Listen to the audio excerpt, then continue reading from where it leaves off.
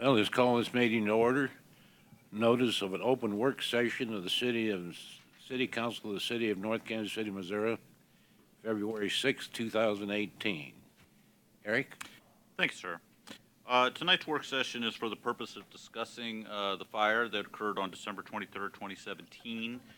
We've gathered facts about that, and we'll present those to you and provide a general update on the Kansas City Fire Department dispatching and what's occurred since the time of that fire, and actually provide you an update since the last one we provided about 3 months ago, and then be happy to discuss thoughts about the future. So at this point, I'll go ahead and turn it over to our Fire Chief, Dave Hargis. Good evening, Mayor and Council. This is a continuation of what we talked about in the executive session on January 2nd about gathering the facts relating to the fire at 1005 East 24th Street on December 23rd. We conducted an investigation, and we included the Mid-America Regional Council, the Kansas City Fire Department Dispatch Center, the North Kansas City Police Department, and the North Kansas City Fire Department in this investigation. If you all have the sheet in front of you, I've put together a timeline of this call from the time the homeowner called 911 till the time we were on scene. We have the lapse time there. The dispatch issue that took place was actually a 1 minute and 50-second delay in getting us dispatched there.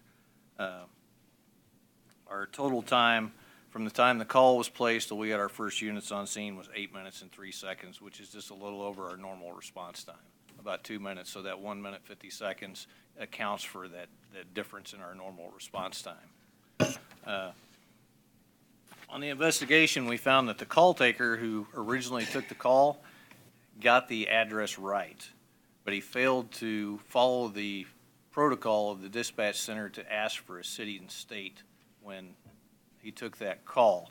When he transferred it to the dispatcher questioned whether that was a Kansas City call or a North Kansas City call. And since the call taker had not ascertained that information in his original call, the dispatcher decided it was a Kansas City response and dispatched Kansas City units on that call. Because of the uncertainty between the two, the supervisor came in, they discussed it, and then they went to confirm that the address was North Kansas City. They called Mrs. Cox back. She confirmed it. Then they reconfigured it to North Kansas City and dispatches. That delay was 1 minute and 50 seconds in that happening. The cause of the error, and this was ascertained, they had an investigative interview with the dispatchers involved, looked at the tapes, listened to everything. It was the call taker did not follow their established protocols and procedures. Had they been asked the city and state initially, they would have gotten North Kansas City and there would have been no confusion when the dispatcher asked that question. They also had a Annie Alley. Later on in this, there's a definition of that. If it's the location of the phone that calls it in, they neglected to pull up the Annie Alley information on this call also. So it was a combination of errors that caused all of this. The call taker, the initial call taker not following the protocol, the dispatcher second guessing it, and then going back and forth. The changes that resulted after this was the Kansas City Fire Department dispatch undertook and retrained all of their dispatchers to make them properly utilize the procedures that would prevent this. On January 3rd, they activated a high priority message when a call screen came in from North Kansas City that reads North Kansas City on their screen so that it notifies them of that. The only caveat with that is they have to manually accept the Annie Alley information where the call came from. So again, they have to do something. And then as of January 8th, they began testing a CAD configuration that would automate the acceptance in the Annie Alley to put it on their screen for them. So this is what they've done in response to this. That's kind of the investigation on what happened with the delay there. There was also some positives from the Kansas City Dispatch that day. We were provided a dedicated TAC channel and a dedicated dispatcher for the fire. They constantly monitored. We had automatic notifications that were carried out and was declared a working fire. They dispatched mutual aid units to us, which became important because we lost 2 members to injury during the initial response. They backfilled for those people, and they backfilled for the medical units that took them out. So, and with the working fire response, we automatically contact the gas company, the electrical company, the water, and the off-duty chiefs to come in on a structure fire. So those are the positives that we got from it on that response. So do you guys have any questions about the 24th Street fire? Before I carry on, after that, if you have those questions, we'll carry on. It'll be a kind of an update of the last quarter of the dispatch. I don't have any questions. I just have a statement. You know, human error and mechanical error are always going to happen. There's no way around that. That's just life. Human error is going to always be there, and so will mechanical error. If the steps have been taken to minimize future problems, there probably still won't be 100% because we're all not perfect, nor is machinery or computers. So I think we should accept the report and just move forward with what we're doing. I don't know. The only thing else we could do would be to try to just upset the apple cart, and I don't think that we're wanting to be doing that. I may be wrong. I might defer anything else to a former guy on the council here who's a former fire department fellow. Yeah, you know, I'm not against modernization in the department, and I know it's a nationwide. It's probably two departments go together type thing. Consolidation is probably the going thing. My big concern here is, though, that there was nothing wrong with the old system, other than the fact it was not dedicated just to fire. There's police, fire, dispatchers. The 39 years I spent on the department, I was never sent to a wrong address. Never.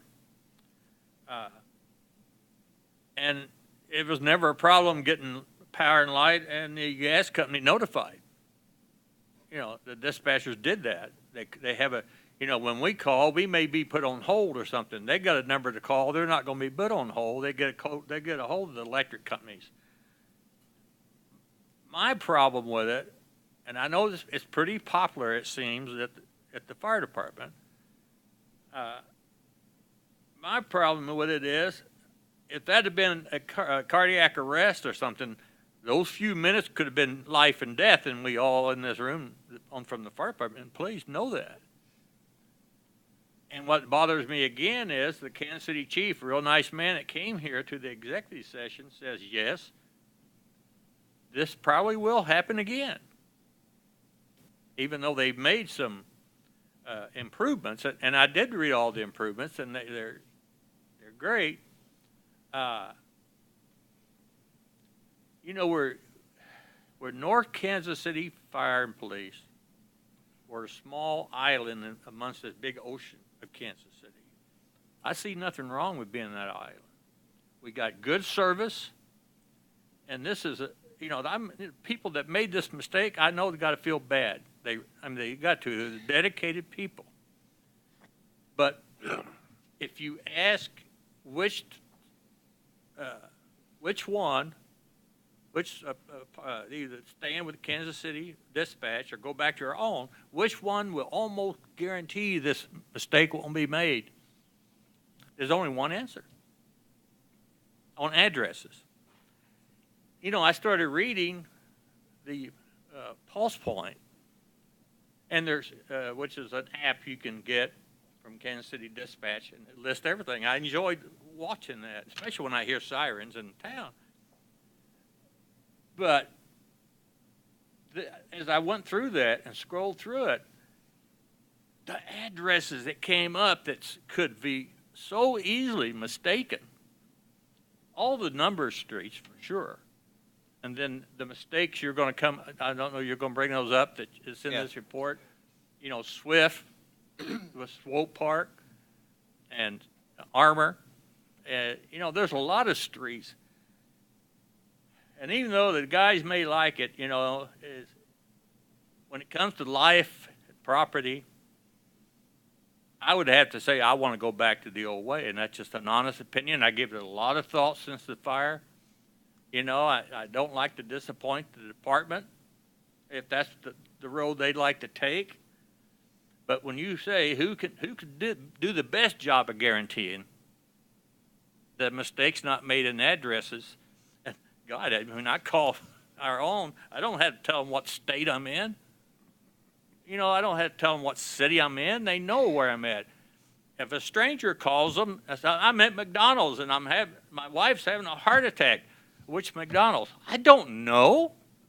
You don't have to know when the call comes in here. They know exactly where McDonald's is at. We only got one. And for reasons like that, you know, and I don't disagree with Bill at all except I do want it to go back. And I guess moving forward, I'm going to answer some of those questions, Councilman Stewart. Right now, is there any more questions about the fire on 24th Avenue? We'll answer those, and then I'll take care of your concerns as we finish the report. I do know that you had a problem when you hooked up the hoses and everything. You say that you was there in a certain amount of time. Was water squirting at that time, or how was? All the time frames when we arrive on scene for on-scene time is when the first unit gets there. So that's when the battalion chief arrived and started making assignments. So we don't have a definitive number on when water started squirting. However, the problem with catching the hydrant where the firefighters were injured didn't delay the water going on the fire, because the initial pumper pulled up and started pulling lines off and would have established the lines on tank water prior to that getting there. Go ahead. Okay, if you don't have any questions, I'm going to go ahead and kind of go over the last quarter with Kansas City Dispatch and explain what we've had go on. I have lots of questions, but I'll wait till you're done to Okay. ask them. Talked about the changes that they made as a result of the fire on the December 23rd. Some things we had last quarter with the Kansas City Dispatch was we had a house fire on October 28th on 24th Avenue.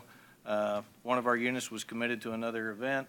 They automatically dispatched to backfill, and again, as a working fire was called, they dispatched all the utilities out there for us.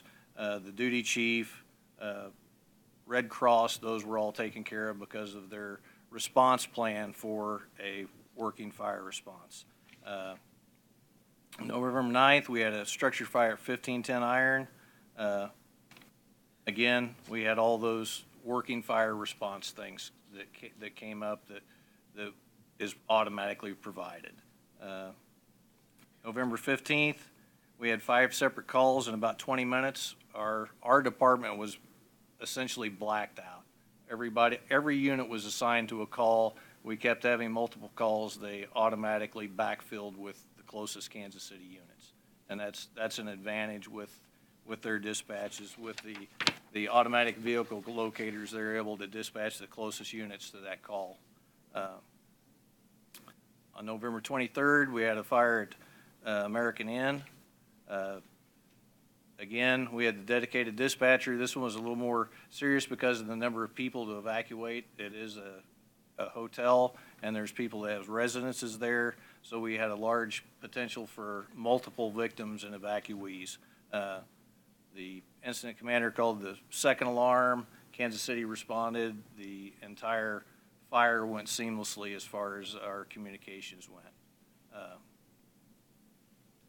The thing with having Kansas City Fire Department dispatch is they're a fire department dispatch. They anticipate our needs. They understand our nomenclature. They talk to our commander as fire department people. That's the large advantage. Our response time comparisons, our total average response time in April to June was 5 minutes and 17 seconds. June to September is 5:34, and then September 15th to November 30 was 6 minutes and 9 seconds. The of these numbers here, the ones we kind of want to look at is our turnout time. That's how long it takes from the time the alarm bells go off at the station till the guys are on the trucks and out the door. Those went from a minute 35 to a minute 17. So the travel time is the one part of those times that we can't affect. Those are, if the call is 4 miles away, it takes us a certain amount of time to get there. But our turnout times actually got better with the Kansas City Dispatch, and part of that was due to the alerting system that sets tones off before the units are actually dispatched, so that when the tones go off, everybody gets up and starts heading for the truck. So that, because they know something's coming in, and then it will dispatch the individual units depending on the CAD response that's activated.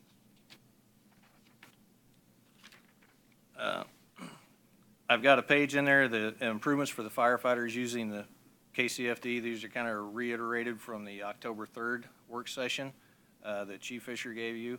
We have the pre-alert tone, which I talked about, that gets the guys up and going. They do welfare checks on the crews. If they haven't heard any radio traffic for 30 minutes on a call, they automatically alerts them to call us and say, hey, is everything okay? We haven't any radio traffic from you. And then if they don't get any response, they'll send a police unit to investigate to see what's going on to that location of the call. When they receive automatic alarms, they interrogate the alarm company as to who the responsible party is. Has the responsible party been contacted, so that they can get them there to release our crews on false alarms a lot quicker and get our guys back in service. They contact the On-Duty BC and notify us of events. There were some protests that were going on downtown earlier this year. They notified us to be aware that they had reports that they were headed north, and some of those did end up in Mackin Park, even though we didn't have any issues with that. They used their system to notify us. Some of the direct benefits to the citizens. Pulse Point is provided by the Kansas City Fire Department Dispatch. Without them dispatching us, the cardiac arrest portion of that does not work. You won't get alerted in North Kansas City if they're not dispatching us. They have EMD dispatch. When they call you and you have a medical emergency, they will stay on the phone and give you medical directions till we arrive. Last week, in the staff comments later tonight, I'm going to talk about, we had a cardiac arrest at Harris. The dispatcher attempted to give the family member in the room instructions on how to do CPR. The family member was not able to do that, but the dispatcher was going through the process of telling her how to tilt the head, open the airway, start compressions, those things, but the family member just was unable to comply with the instructions. They provide priority dispatching. If they dispatch a crew to a lift assist and a call comes in for a medical emergency, that crew that's getting routed to the lift assist will be canceled and sent to the emergency medical call, and another unit will be dispatched to the lift assist. So they prioritize how things are dispatched. They provide us with what's essentially auto aid for us when our units are blacked out. They know, because we're in their CAD, that we're assigned to other assignments, so they automatically send closest units from Kansas City in to cover those calls for us. It's just kind of seamless in that respect. So that's kind of the positives. Now we're going to kind of delve into what has not been positive with the Kansas City Dispatch. I believe they've had positive effects on the community and the department both, with them being our dispatch partner. However, there was an issue that came up when they began dispatching us that we did not anticipate was going to be this type of problem, and that is we have some response delays associated with duplicate or similar addresses in both our cities. As we've learned from the investigation into the fire on 24th Avenue, they've made some steps to try to correct those. However, since November 17th, we have had 9 issues where address or locations have been the problem and caused delays in response. On November 17th, We had a call at 1914 Swift for a possible seizure. When the call taker began to type that in, the computer auto-filled it to Swope. They did not catch that. And the Kansas City units were dispatched to 1914 Swope Parkway. When the North Kansas City Police dispatcher had remained on the line, when she heard that dispatch, she told them over the radio the correct address, and so we had a delay of about 70 seconds on that call. However, had Jenny not been listening in, we would have had to wait till their units got there and call back, and then we'd have had to retrace back, call back the caller to get that address correct. On November 27th, had a call at 715 Armour Road for an elevator rescue. The call taker entered the address as 17 Armour Boulevard. They sent Kansas City units to Armour Boulevard. When they got there, realized that wasn't the address. They retraced it back, and we were dispatched. The North Kansas City fire units were dispatched, and we had a delay of 6 minutes responding there. On November 9th, at 2127 East 26, they received a call for a fall. The call taker assigned that call to Kansas City, Missouri as 26th Street. Again, Kansas City, Missouri units went. They realized what the problem was, dispatched us, and we had a delay of 9 minutes. And those are with us getting dispatched, so we have our normal response on top of there. On December 23rd, at the fire on 24th Avenue that we talked about earlier, we had a 1 minute 50-second delay there. On January 8th, we had a call to 1529 Burlington on a report of a building fire. The crews responded to that address. They found nothing there. When they contacted the dispatch back, they were notified the fire was actually 1529 Vernon. This accounted for about an 8 minute delay. This was not really an address issue here. This one is a little easier to take. It was a language issue. I listened to the tape. There was a language barrier, and the dispatcher misunderstood the calling party, and then when the calling party confirmed the address, she actually asked the person, "You're at 1529 Burlington," and he said, "Yes, that's the address." So we were dispatched to the wrong address, but that created an 8 minute response, and it was an active fire. So that delayed us 8 minutes getting there. It didn't affect the outcome of the fire. It was contained in the building, so it was not a big outcome. Since this document was written and passed on to you guys, we've had 2 more events. On February 3rd, we had an issue where the call taker was unable to ascertain the correct address for a call in Avondale. They went through the process of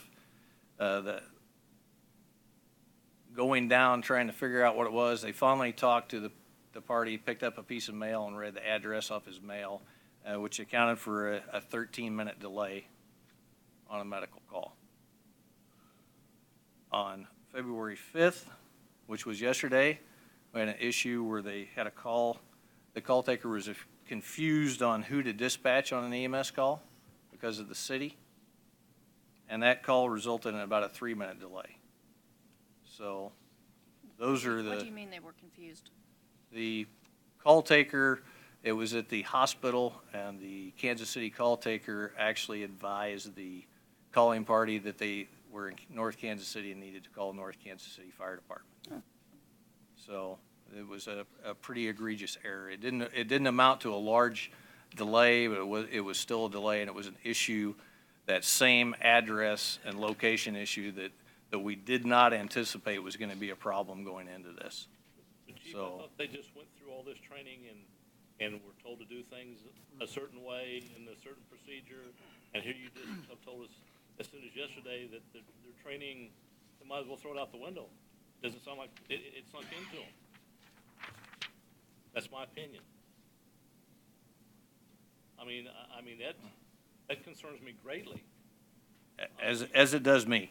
I mean, and it's supposed to be getting better after their training, and I was going to agree with you on that, but now as far as a couple of days ago, it's becoming worse. Chief, why don't we proceed to our recommendation? Okay, and here's a recommendation that I have moving forward for our dispatching and our fire department. Although our experience with Kansas City Fire Department dispatch has been abundantly positive operationally for our fire personnel, and the majority of the fire personnel have communicated to me that they desire to stay with the Kansas City Fire Department dispatch, I cannot in good conscience say that it has been the best for the citizens of North Kansas City. While any dispatch center may make mistakes, often resulting in response delays, the number of continued address and location errors we have experienced in the past 2 months is unacceptable. It is because of this fact that I feel we should take the steps to return to the North Kansas City Police Department dispatch. Now, with that said, returning to our North Kansas City Police Department dispatch is not going to be a quick process, nor is it going to be a cheap process. We are required by contract to provide Kansas City Fire Department 60 days notice prior to our cancellation. And we may estimate it may take up to 3 to 4 months to fully return to the North Kansas City Police Department dispatch. It's going to require an additional funds and staff hours to reestablish software interfaces, reprogram our communication systems, review our response plans, and reconfigure the alerting system. So there is going to be, we are going to have to stay with Kansas City Dispatch until we get these things issued out. A lot of the time frame is going to be getting the vendors in to reprogram some of the equipment. We are going to be able to utilize most of the hardware that we purchased for the transfer, and a lot of it is our routers is an upgrade from what we had before, so it's actually going to make our system work better than what we had before. And it's my hope we can take the successes that we had from the Kansas City Fire Department dispatching system and bring these back to the North Kansas City dispatch and further enhance our communication system. The main focus of the North Kansas City Fire Department has been and will remain to be the best, to provide the best possible emergency services for the citizens and visitors of North Kansas City. So that's where we are if you have any other questions. Mr. Mayor? Rick? I would like to say, and I appreciate the fact that I think this is one of the most honest investigations. It was everything above board. There was no trying to hide something or to change opinions. Or I feel like that the facts were given on this case, and I appreciate that. I feel good about the report, and I hope the family does that on 24th. And I'm not happy that it failed, the system failed, but it had to be, I was thinking there, it had to be embarrassing when one of the mistakes is in your backyard. Yeah. You could have walked over to that building, there at 715 Armour. But, and I want the council to know that we went into this to provide a better service to the citizens of North Kansas City. We just had no anticipation that we were going to encounter these problems, and there are problems that we can't fix. So that's why the recommendation is going to be moved back. And I appreciate that recommendation coming from, I know how badly the fire department wanted it to work, so I appreciate it. I'd like to defer my comments back again to Rich. Most of the people here on the board, we're not fire people. We don't know anything about the intricacies of running a fire department, and Rich up here has spent his lifetime doing that, and I've always respected his thoughts and ideas about what was going on. But we respected Gary's also, and it's very difficult for lay people to make the right determination about what to do. But as Tom said, what has occurred in the past few days gives some indication that this system, if not bent, it's broken, or if it's not broken, it's bent pretty bad. So I would have to go along with probably what most of these people up here are thinking now, is let's bring it home. Go ahead. A couple of things. One, over the last several months, there had been address issues that the council was not aware of prior to the fire. And I know that wasn't your responsibility to let us know, but I would just like to say on record that that is unacceptable, that the council should have known that there were address issues prior to the fire occurring. it's obvious now from the history that there were several of them over time, and that one of them turned out to be very catastrophic. But others could have been, and so in the future, we need to know that information prior to a catastrophic event occurring. Those issues that were listed on there before the fire were actually going to be reported to you on the second, Yeah. when we had the original work session set up for that. Yep, thank you. And the second thing is contractually, how is this covered in the contract? How much is this gonna cost us to bring it back home? Nothing? Okay, so there was an initial setup cost, and we're out that initial setup cost, I would guess? The contract with Kansas City, Missouri, there will be no cost to break that contract, and I'm confident in stating that I think, with the reasons for us leaving the contract, that they will be very amenable to us, given the time frame. Okay. That if we're ready to come back prior to 2 months, I don't think there's gonna be an issue with that. That was gonna be my third question, because I just feel like we are the injured party here with these events and how We the have system's computed some working. costs to the best of our ability at this point to make the switch back. Chief Hargis did give me that to me. We're going to, by the way, my intention would be to, because we do have an agreement with Kansas City, so to bring this to you for formal action at your next meeting, Yeah. at which time we'll provide this information. But our current estimate is approximately $36,000 for various things in order to make the switch back. And that, it's possible we'll discover some other costs in addition to that, but to the best of our ability, that's the calculation that we have now. Is that something that we can go back to them and negotiate for negligence, for lack of following proper procedures, for anything else in the contract that is indicated that it's been a problem?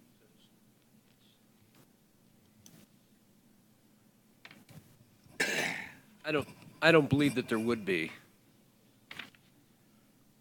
I really don't see that they would be. These are, you can say it's negligence, but I'm not really sure that it rises to that level. You know, these are errors that were made, and you know, how do you ever establish what damages are because of those errors? I definitely know, I mean, they're not intentional, I mean, they're mistakes, but it does Yeah, seem to which is- me, there's things in that intake system that from reading your examples, and this is just my opinion, but from reading the examples that happened, there are things in that intake system that shouldn't have been programmed the way they were. Like, if you knew the zip code, for example, or if the caller was able to tell you the zip code, you would clearly know what address you're going to. But yet, that wasn't something that was asked. So Armour Boulevard gets mistaked with Armour Road.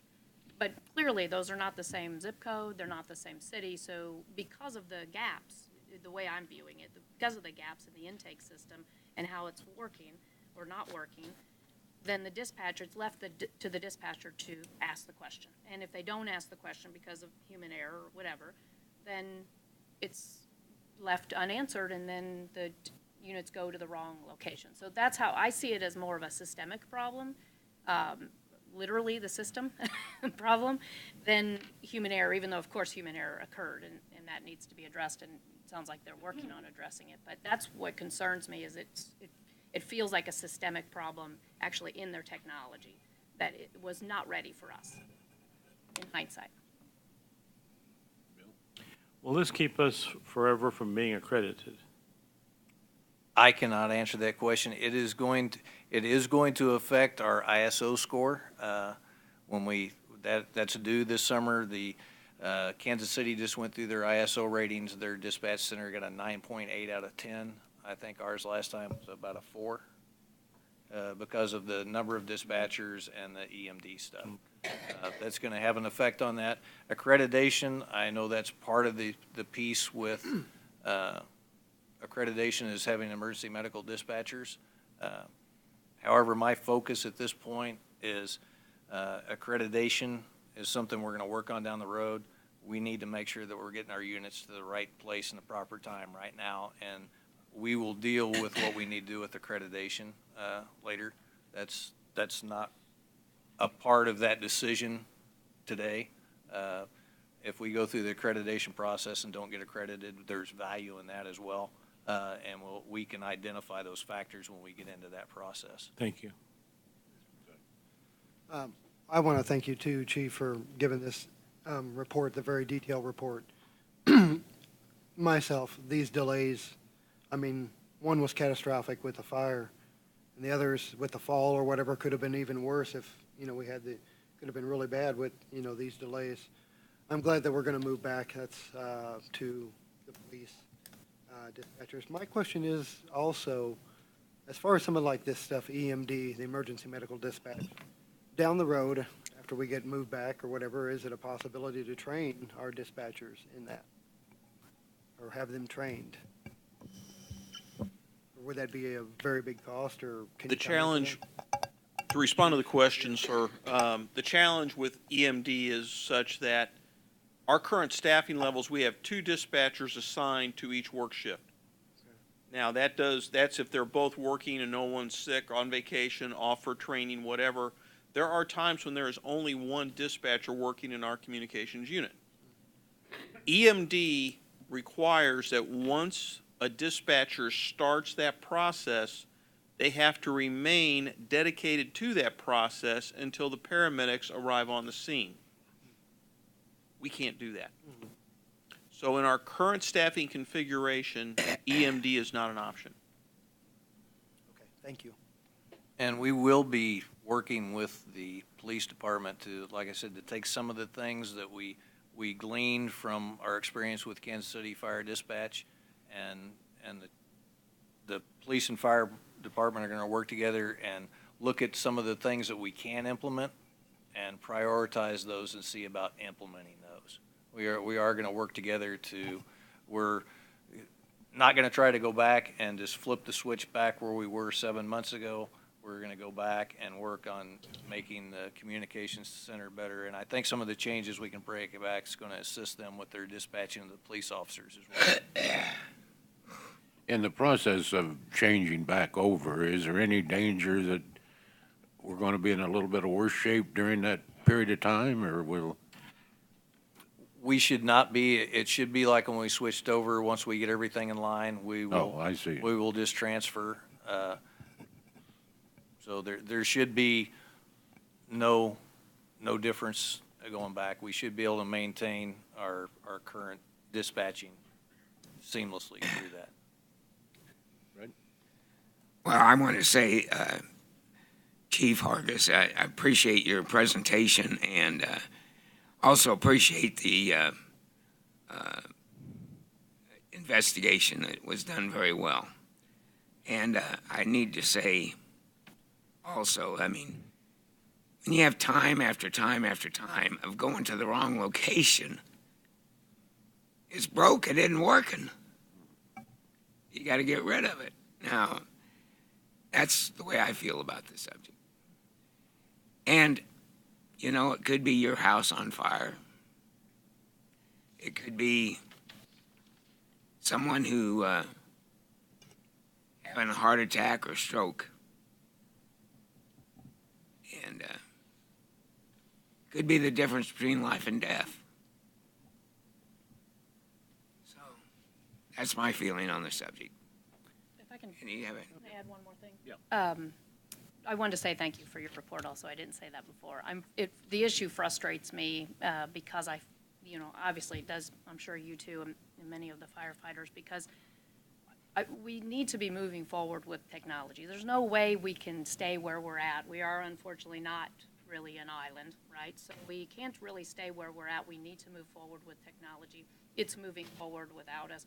What's very frustrating about this particular issue or this particular process is that the technology was not ready for us. It was not ready. It did not seem ready to fit North Kansas City into this process and have it work effectively.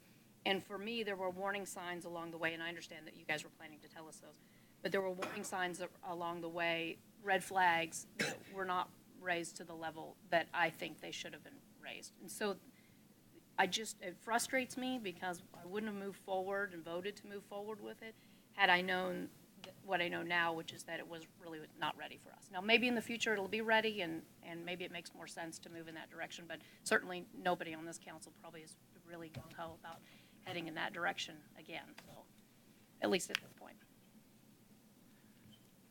Coming in tonight, I thought I was going to have a whole nother perspective. I was expecting to hear 0 incidents since the last one. But hearing we've had more, I mean, that's public safety has to be top priority, and it's just not working. I agree with you. Have to move back. Well, are we ready to move forward here? Yes, sir. If you have no more questions, as I say, we'll have formal action scheduled for you on your next agenda, and then we will, assuming your approval, proceed with making the transition back. Okay. Okay, thank you, Mayor and Council. Thank you. Motion to adjourn? Aye. Opposed?